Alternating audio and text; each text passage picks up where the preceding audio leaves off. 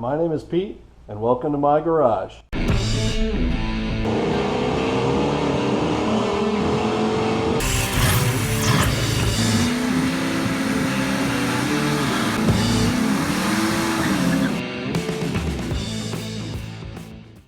Welcome to my build of putting a supercharged LS engine into a 2002 BMW 5 Series wagon. So as you can see behind me, we have the wagon and it is in a disassembled state. I have the engine in, the mounts made, the headers made.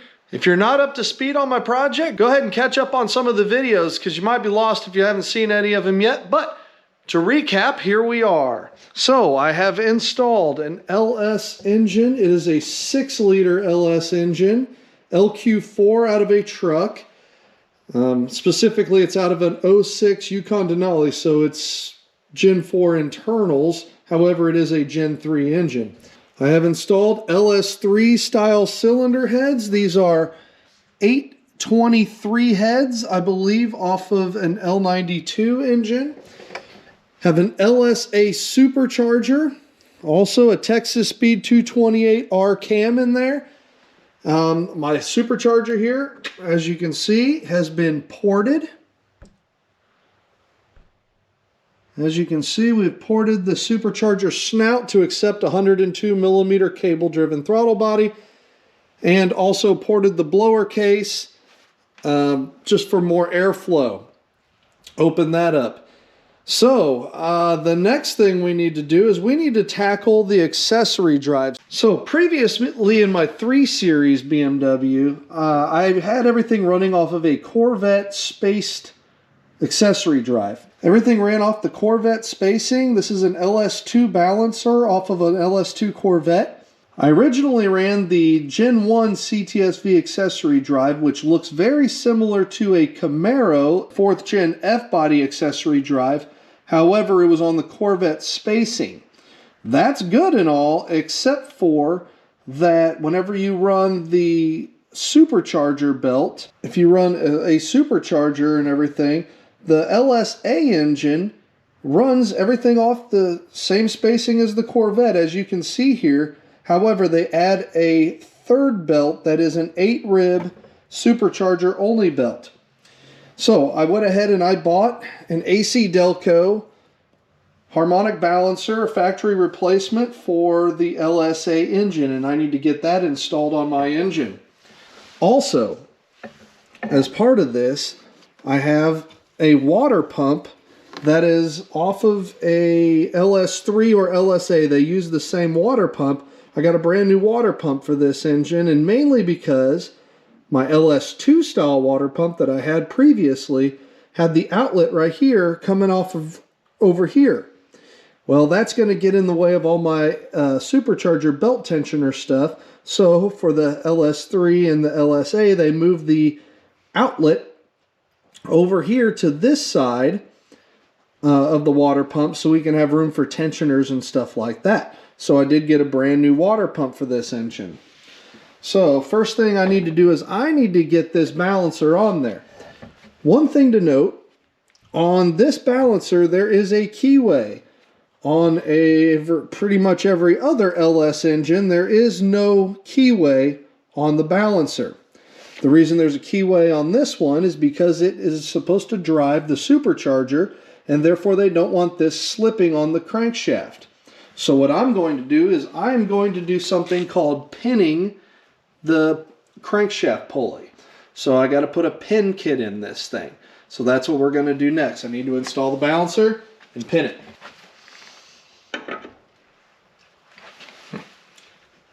This balancer is huge.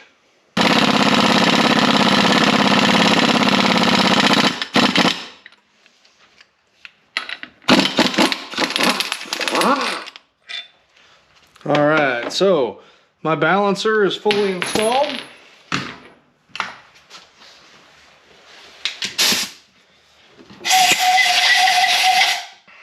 As you can see here, the balancer is fully installed.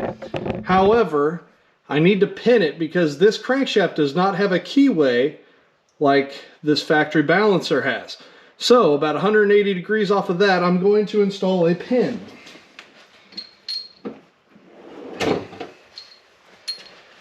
So the pin kit comes with this piece right here that centers it. It's got a little shoulder that centers it right here on the balancer, and a hole to drill. I believe it's 1/4 inch. I'm going to measure real quick. And a pin that's going to slide there, and it's going to lock both of these together. All right, 248, 249. I'd say that's pretty much 250. So it is a 1/4 inch.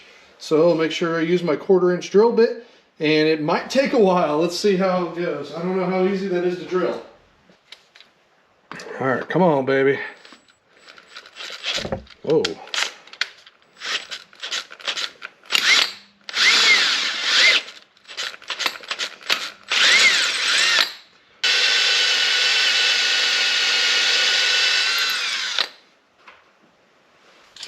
Now my pin should go in there at least flush, maybe a little less than flush. I want to make sure I drilled it far enough.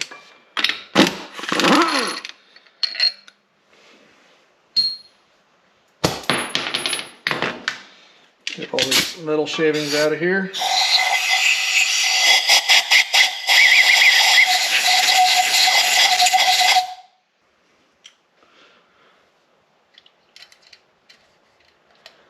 All right, now you can see my pin there sitting in there. Now since it's drilled through both the balancer and the crankshaft right there, that thing should not be able to spin on me at all. So now just need to torque down the bolt. So I've got my alternator here.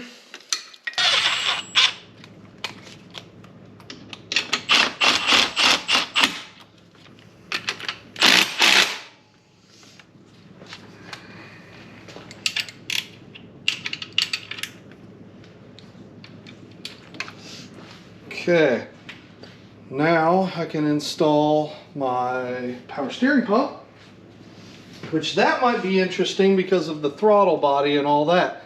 So we'll have to see. I might have to do something with the reservoir here.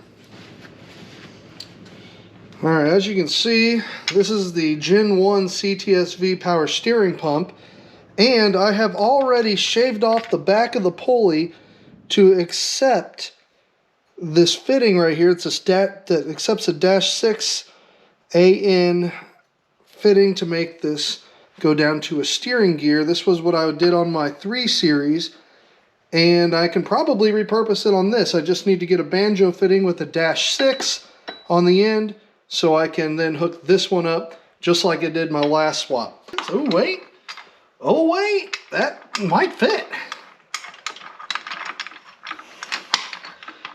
Oh, we'll have to see here. I think the F-body style doesn't fit, but this might. Might I just get this lucky? So this is just making sure I got all the right clearances I need. A lot of these LSA swaps, everybody uses an electronic throttle body instead of a cable-driven throttle body. But trying to get the BMW throttle pedal to work with a GM throttle body is a little bit difficult, so I'm just going to go old school, let my right foot do the walk. And I'm going to leave the AC compressor off for a minute, just because I know that's going to not really interfere with any of this, but it's going to be something I'm going to have to try to figure out later. I think the AC is going to be perfectly fine. So when I was building the mounts, we messed with that. Looks like I'm going to need to put my tensioner, and I think I have an idler pulley that goes right there. You can see that banjo fitting right there. This, actually I can probably swing it under like this. And if I put the -6 AN banjo fitting right there, let's see if we can get it. Yeah, see, it'll just hook right there to that. Hopefully you can see that. Way down there. So that should be good. I don't have to make this hose again. I already made it for the last swap, and I think it's going to work fine for me. So that's good. Man, it's almost going too smooth. Something's going to happen. That's not good.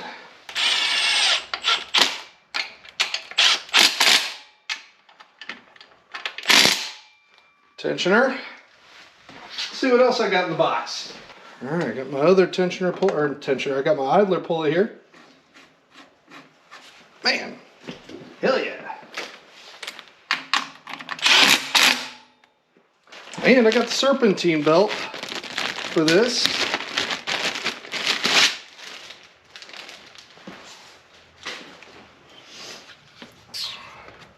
As you can see, I now have my belt on. All right, so this is my primary serpentine belt. Like I said, it is on the Corvette spacing. So this is basically an F-body style, a 4th gen F-body style serpentine setup on the Corvette spacing. So it's a little closer to the block. Now I also have my Supercharger spacing right here. And notice there are these bosses on this water pump right here.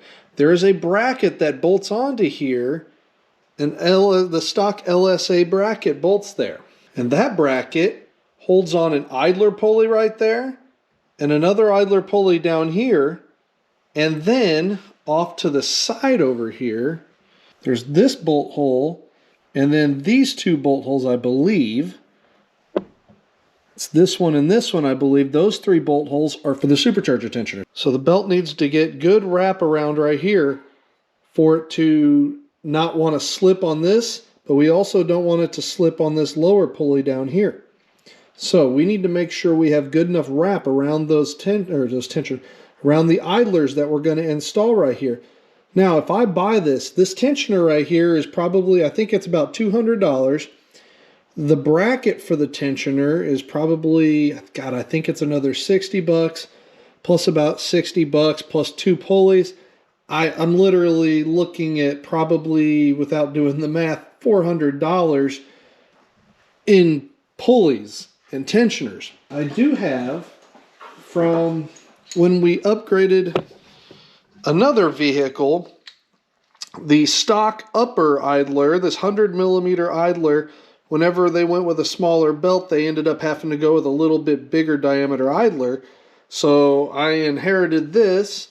The guy didn't say he didn't want it back, and he gave it to me. So this is a nice solid piece. So right there, that's already saving me some money right there. I will have to make a bracket that's going to bolt there for me to bolt these onto. This pulley right here sits somewhere around here. Another one is going to be down here lower, and then I'm going to have to build some kind of bracket to hold a tensioner up over here, somewhere around where this goes. Now the factory tensioner, like I said, is huge and expensive.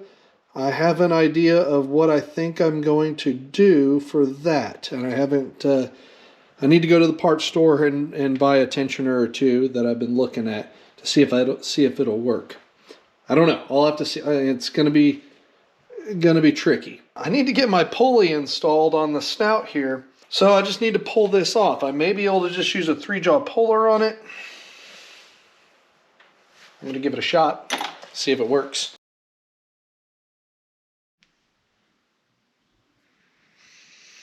All right, so now I got my bearing splitter on there, and I got a bar and some bolts through it. Let's see if this works. Oh boy. Probably should put on some PPE. Nah.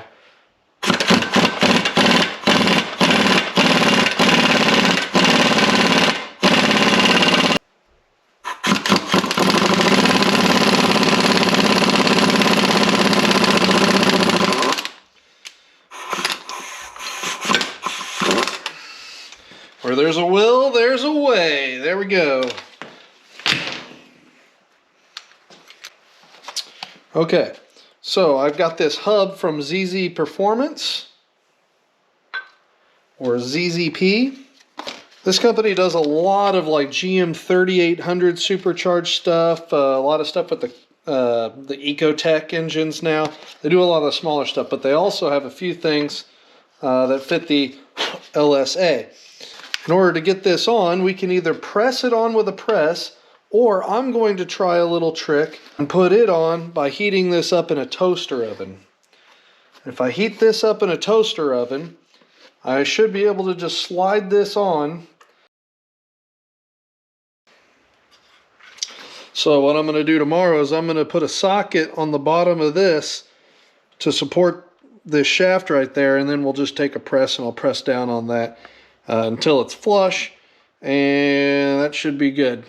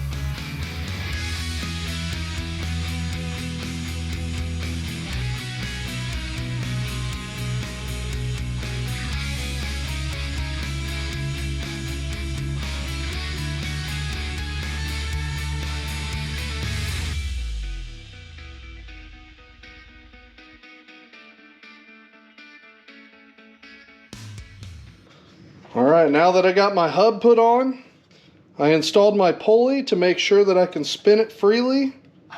As you can see, she spins freely and does not hit. It is very tight tolerances and very close right there, but I don't have to grind the snout there. And it spins no problem. Now I got my solid isolator right here from ZZP also, and I can install it on the blower.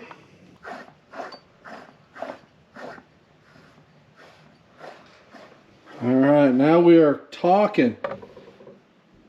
This is big progress here. So the supercharger is pretty much ready. I'm just waiting for my intercooler brick to come back from the guy who's welding it.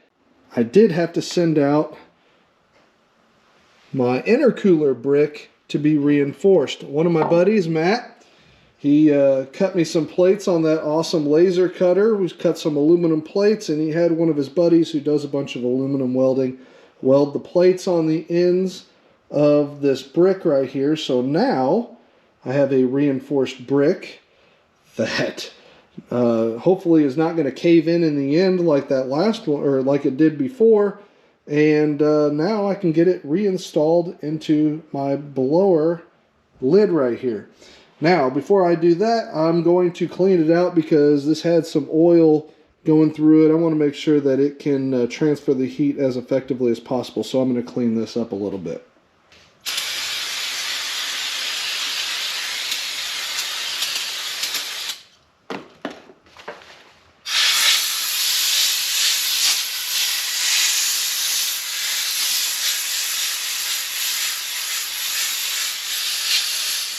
And slide that in.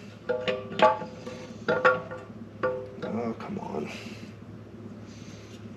Going that way? Aha.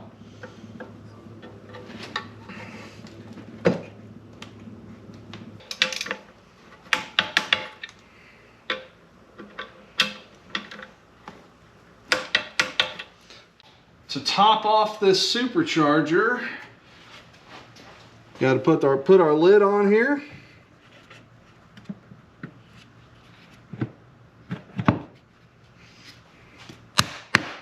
Boom. Okay, now it's time to turn our attention to our accessory drive right here.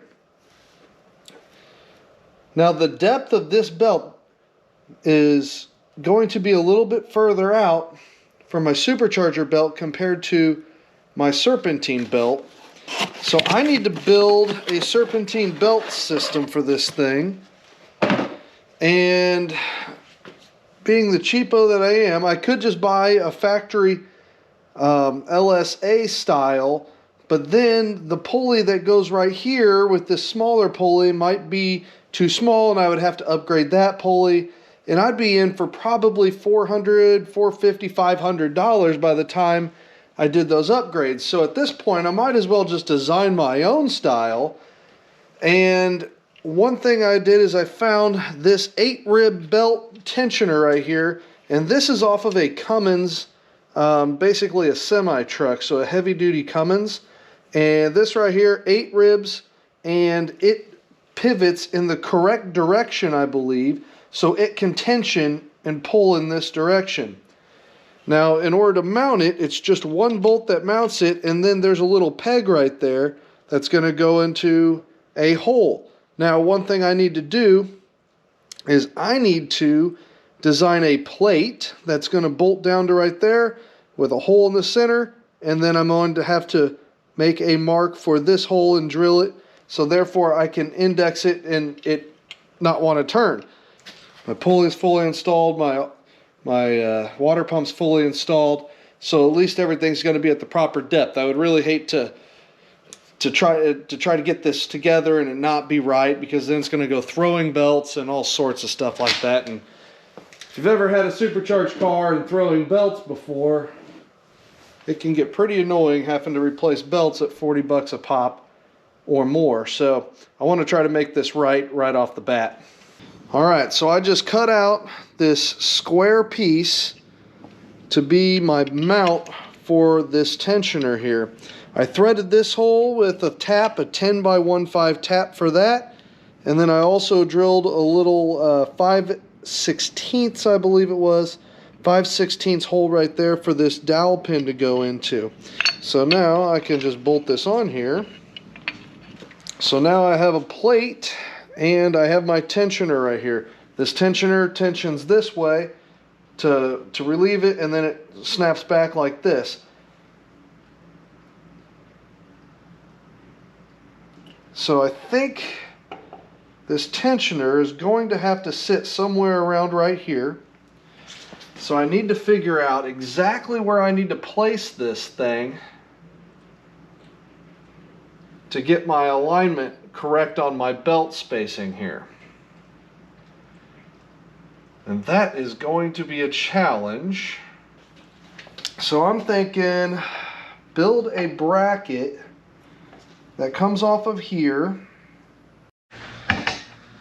Alright, so I have my tensioner plate, my tensioner mount part, and then this is the part that's going to go back to the water pump, the side of the water pump. Then I'm going to put another plate right here, and then I'm going to gusset it all in. It says a 1/4 inch plate, so hopefully it's strong enough, so I'm going to go ahead and weld it in. And I've got my 90-degree magnet right there, so hopefully that holds that square. So now my tensioner mount bracket is going to be square to the rest of the setup. Hopefully. I guess we'll see.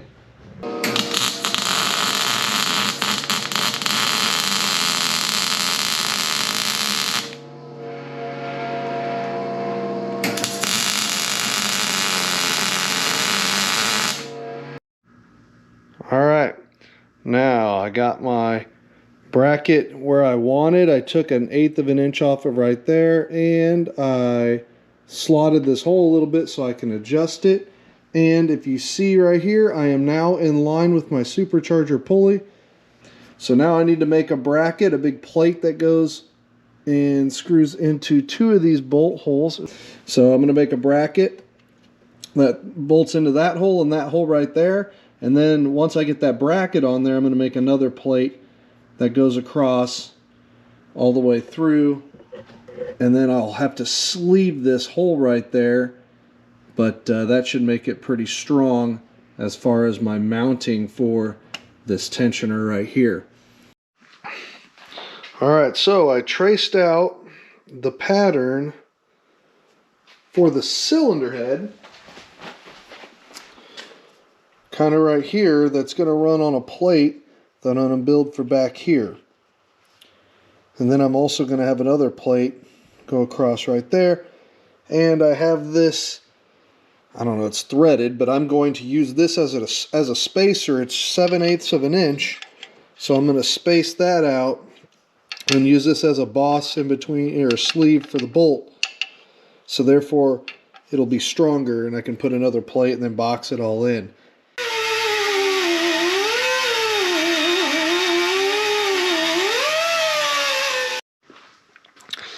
All right, so I made this bracket right here, and that's what's gonna bolt to the cylinder head. Now let's just cross my fingers that my holes line up, so then I can weld a piece in. Let's see how good I did on my measuring. All right, one hole, and where's my second? There we go. All right. All right, so once I weld in this piece to this piece, then it'll set the distance that this is. So I like the way it looks on my belt routing. The distance is good. I'm going to go ahead and weld this in. And then once I get that side done, then I'll flip it over and I'll weld it off of the car, because there is a little bit of a gap right there because I have to have that able to be moved. But I think I'm good where I'm at. And so I'm going to go ahead and weld it in, let it cool with it still bolted on, and hopefully that sets everything. Then I can finish welding it off the car and then box it in and make it nice and neat.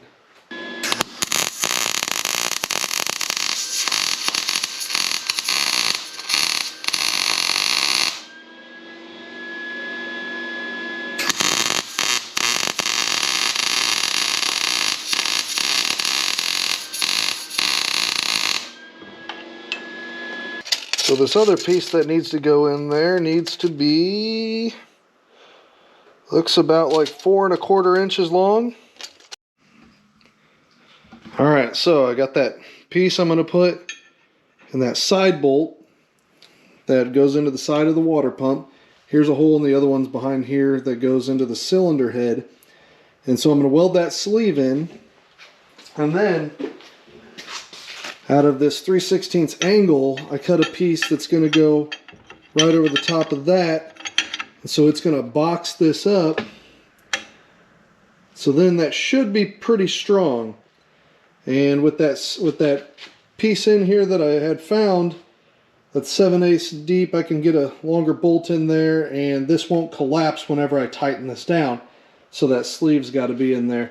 And then I measured from here to here, and I made it the same from here to here to make sure this is square with the cylinder head. So that should make my accessory drive be square with the rest of it.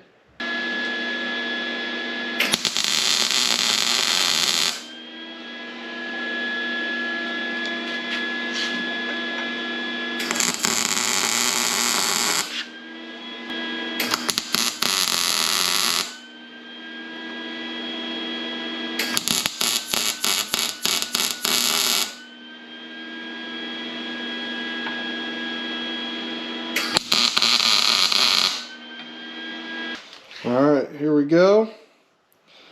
Got this. I'll have to clean it up and paint it.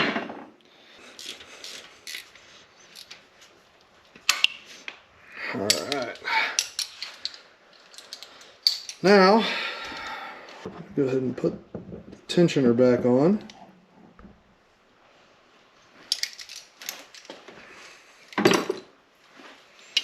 See if it's any stronger than it was before.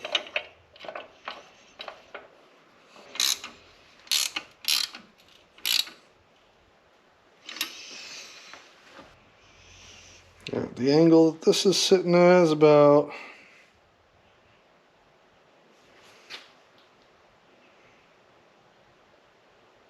somewhere around 2.9 degrees. And this pulley, holy crap, 5.4.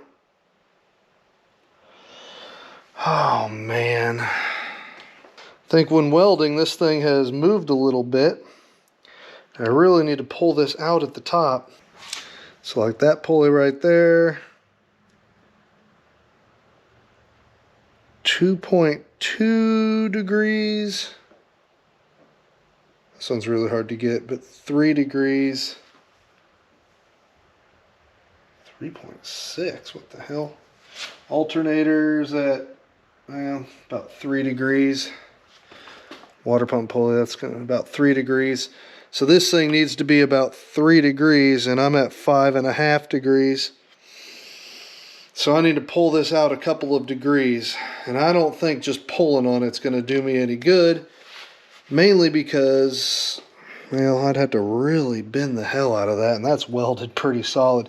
If I grabbed a hold of this and tried to bend it, I don't think it's going to work. I think I need to make some relief cuts and then re-weld it. Okay, well, live and learn. Here we go.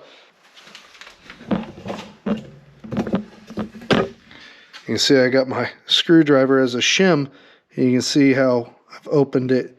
I cut it with a Sawzall, and now I'm just going to tack it up here in the corner. And I can't really get to this other corner. Maybe I can get from here. And then once those are tacked and I verify and double check, then I'll fully weld it in. And hopefully I'll be good now, because, man, that really sucked. I thought I was done, but turns out it wasn't as good as I thought it was. Right now it's about 3.3-ish. All right, it didn't move. So the next part of the drive, now that I got my tensioner done, is I need to make a spot for my idler pulleys.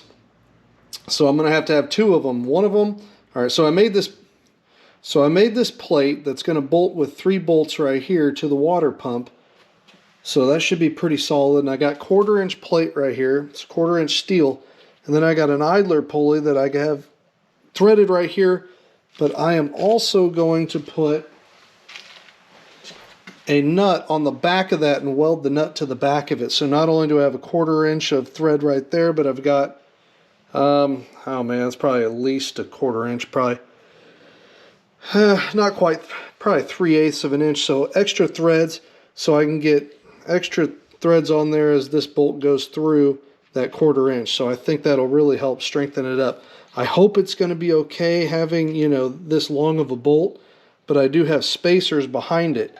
And so that's going to thread onto that right there. I do have to do a little bit of trimming because it comes really close to that belt, and I don't want to be, I don't want to ruin that belt. So I'm going to trim a little bit off of that, because that's the main serpentine belt behind it.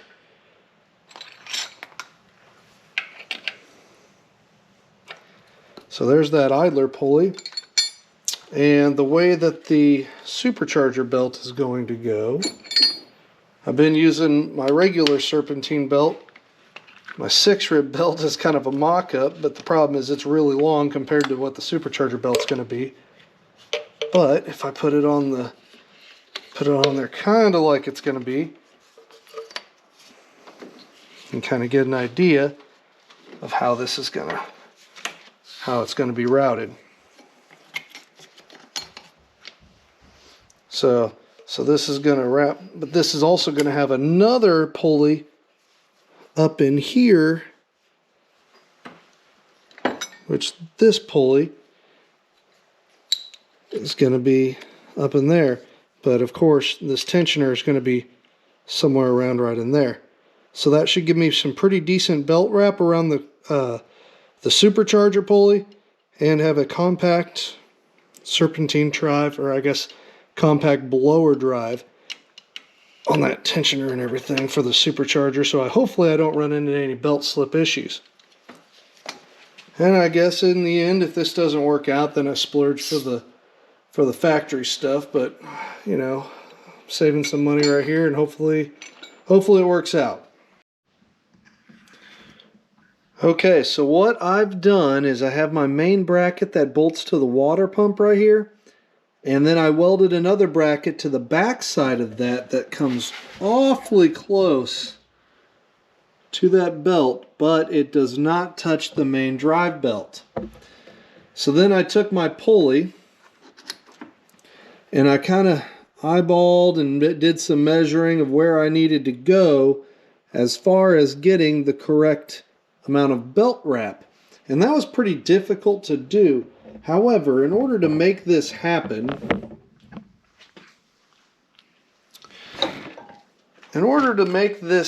I ended up taking the old serpentine belt off of the original engine out of the BMW.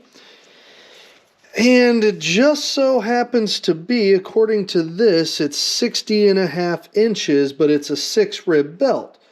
Well, right now I don't really care about the amount of ribs on it. I just care about the length of the belt. So I kind of put this belt on here the kind of way it goes, up on the pulley there, and then figured out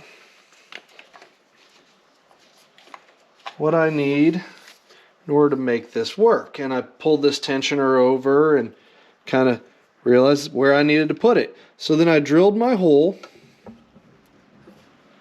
and welded a nut to the back side, and I also welded another piece.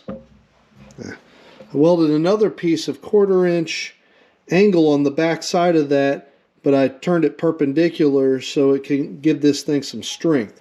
And that thing, I mean, you can pull on it pretty hard and it doesn't really even move. So then I had to figure out how far away from that I needed to go. And so I did some measuring. I came up with that I needed 1.5 inches. And so I found these, they're really 3/8 hole, but 1.5 inches or 3/4 inch spacers. I didn't see any that were 1.5 inches. I think I might weld these together. But these spacers right here go on a bolt that I found that's 10. This bolt is 90 millimeters long and it's 10 by 1.5 threads, just like my nut that I have back there. And so I have my spacers to get my spacing right. And since they were 3/8 spacers, they apparently oversized them just a little bit. They fit right on a 10 millimeter bolt perfectly. I mean, that is like perfect. So I just screw that on. Now, all my clearances to my belts and everything are really tight with these tensioners, but they work. Let me just tighten them up.